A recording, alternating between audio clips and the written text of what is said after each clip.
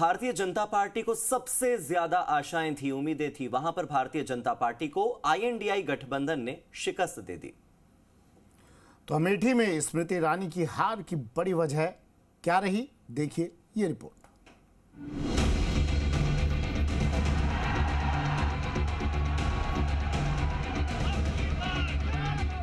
24 के चुनाव में अगर सबसे ज्यादा किसी सीट की चर्चा हुई तो वो है अमेठी। स्मृति ईरानी ने कभी सोचा नहीं था कि इस सीट से उनकी हार होगी, लेकिन इस चुनाव में स्मृति को अमेठी की जनता ने हार का स्वाद चखा दिया। स्मृति ईरानी की हार की क्या वजह रही? कैसे कांग्रेस की सीक्रेट स्ट्रेटजी ने काम किया?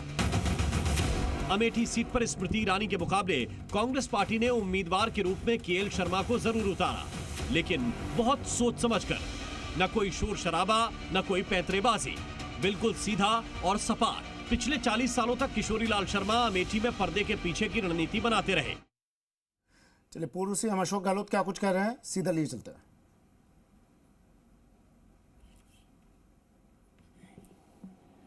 उनको कहने कुछ है नहीं। ये घमंड अहम की भी हार हुई है। जिस प्रकार पार्लियामेंट के अंदर भी बार बोले थे वो 400 पार, तो उसकी भी हार हुई है। इतनी ये बातें तो वो अभी जय मिटाने के लिए कह रहे हैं, उनमें कोई बातों में दम नहीं है। और जनता ने खुद ने आगे आकर के इनकी ऐसी स्थिति की है, ये परिणाम लाए हैं। इसमें कोई दो राय नहीं कि इंडिया गठबंधन ने पूरी मेहनत करी। खड़गे साहब, राहुल जी, प्रियंका जी, शानदार कैंपेन हुए हैं। अखिलेश यादव जी हो, तेजस्वी जी हो, कोई कमी किसी ने रखी थी। पूरे जितने गठबंधन के पार्टनर हैं अपने अपने तरीके से मेरे ख्याल से कोई कमी रखी नहीं, और उसके कारण परिणाम इतना अच्छा है।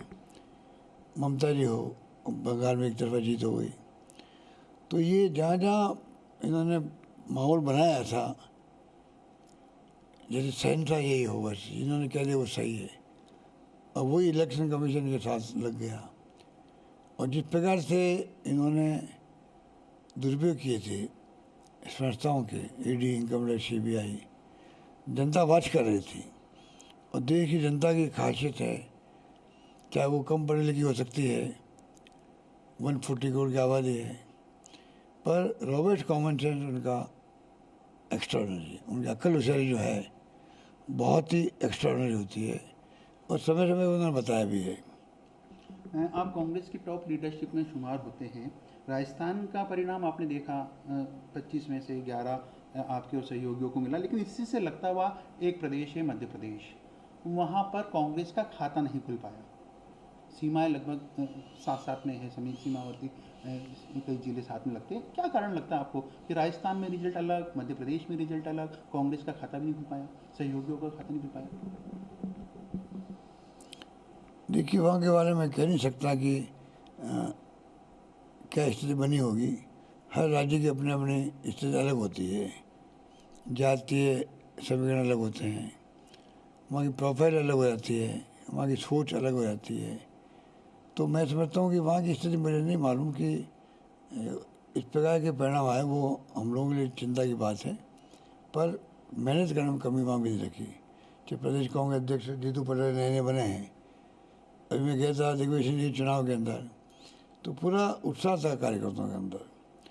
परिणाम ऐसे आए हैं, ये असेंबली में ऐसे हुआ, जहाँ हम जीत रहे थे छत्तीसगढ़ और मध्य प्रदेश, वहाँ जीत नहीं पाए। और राजस्थान में हारे जरूर हैं, पर 70 के आसपास सीटें हमारी आ गई। तो ये बात तो है कि राजस्थान की गवर्नेंस जो थी, ये हमारी स्कीमें थी, उसको लोग अभी से याद करने लगे। और नई गवर्नमेंट आई है, वो भी काम ही नहीं कर पा रही है। इन सब बातों का फायदा हमें मिला है। गहलोत साहब, चुनाव के दौरान कांग्रेस के कई बड़े लीडर बीजेपी में शामिल हुए, लगातार कुछ ना कुछ बड़े लीडर जाते रहे। हाल ही में जब टिकट दिए गए तो उसके 2 लीडर राजस्थान में, चाहे महेंद्रजीत सिंह मालवीय की बात की जाए जो कांग्रेस से बीजेपी में आए थे, उनको टिकट दिया गया बांसवाड़ा से, और नागौर में यदि देखा जाए तो ज्योति मिर्धा को मिला, दोनों ही हार गए। बीजेपी से जो कैंडिडेट आपने लिया, जो मौजूदा सांसद है चूरू से राहुल कस्बा, वो चुनाव जीत गए। किस तरह देखते इसको? देखिए, पहले मैंने कहा आपको कि अवसरवादिता दिखाए गए लोग, हमें उम्मीद नहीं थी कि लोग जाएंगे। इनको कांग्रेस पार्टी ने बहुत कुछ दिया, इनकी पहचान बनाई है देश के अंदर, प्रदेश के अंदर। चाहे वो ज्योति मिर्जा जी हो, चाहे महेंद्र सिंह मालवीय जी हो, पता नहीं किन कारणों से, क्या या तो कोई दबाव होगा इनके ऊपर, जैसे ईडी, इनकम टैक्स, सीबीआई तंग कर रही लोगों को, कुछ धमकी मिली होगी, या फिर इनको कोई इनको ऑफर किया गया होगा कि आपको कुछ पद दे देंगे, मुझे पता नहीं क्या हुआ होगा, पर उनका जाना दुर्भाग्यपूर्ण था और जनता ने सबक अच्छा सिखाया है।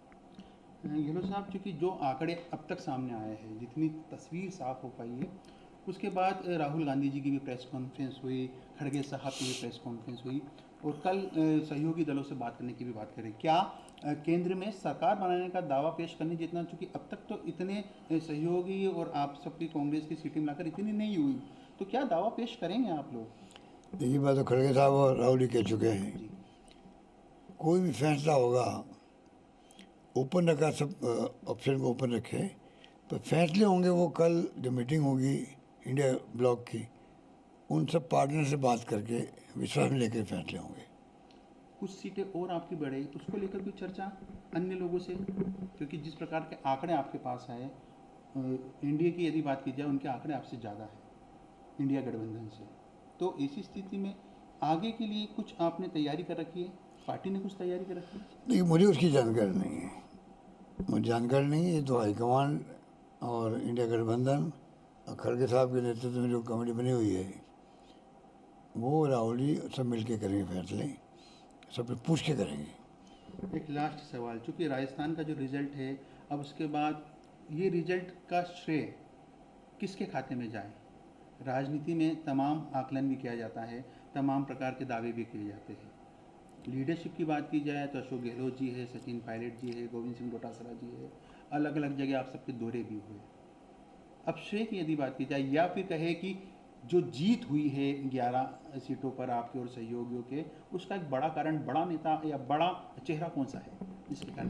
देखिए, कांग्रेस पार्टी हमेशा हाईकमान जो होता है उससे मिलता है, क्योंकि उनकी छत्र छाया में ही कांग्रेस की नीति हैं, उसके सिद्धांत, उसके कार्यक्रम वो लागू होते हैं और जीत उसी की होती है।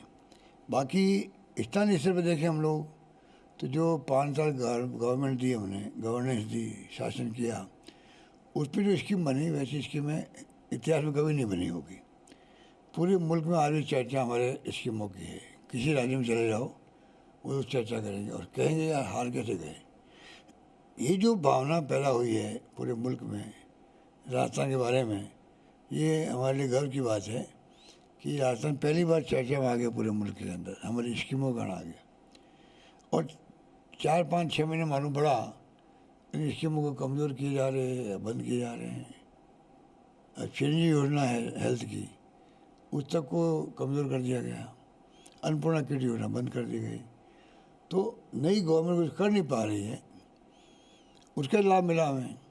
तो तमाम मिला जुला जो है, और मैं समझता हूँ कैंपेन भी राहुल जी आए, खड़गे साहब आए, प्रियंका जी आए, एक मैसेज गया पूरे राजस्थान के अंदर। फिर हमारी स्कीमें लोग याद आ रही है। तो ये मैं मानता हूँ कि जब आपने कहा मध्य प्रदेश की बात करी, तो अगर हम कंपेयर करें तो हमारे यहाँ स्कीमें जो थी वो शानदार थी। और मुख्य कारण ये भी है कि हमारी स्कीमों को लोग याद करते हैं और सरकार नहीं बना पाया। पहले झूठ बोल बोल करके मोदी जी ने और अन्य नेताओं ने जो प्रचार किया, चुनाव तो जीत गए, पर लोगों को जो बाद में पश्चाताप हुआ है, उसका भी कारण है कि हम लोग इस बार अच्छी परफॉर्मेंस दे पाएँ। एक अंतिम सवाल जो आपसे पूछना लाजमी है, तमाम जो परिणाम है उससे कांग्रेस के जो नेता है, सहयोगी दलों के जो नेता है, वो काफ़ी खुश है, क्योंकि पिछले 2 बार के जो लोकसभा चुनाव थे उसमें खाता नहीं खुल पाया था कांग्रेस का राजस्थान की 25 सीटों पर। इस बार खाता भी खुला है और अच्छी खासी सीटें भी आई है। एक सीट जालोर की, जहाँ से वैभव गहलोत चुनाव लड़े हैं, आपके पुत्र भी है, वो नहीं जीत पाए, क्या बड़ा कारण लगता है? देखिए, वो सीट बहुत टफ सीट थी पहले से ही।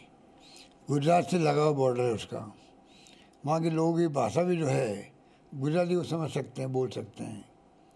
और 20 साल हम जीत नहीं रहे सीट को, 20 साल से। पर फिर भी क्योंकि अभी जो हालात है देश के अंदर, चैलेंजेस हमारे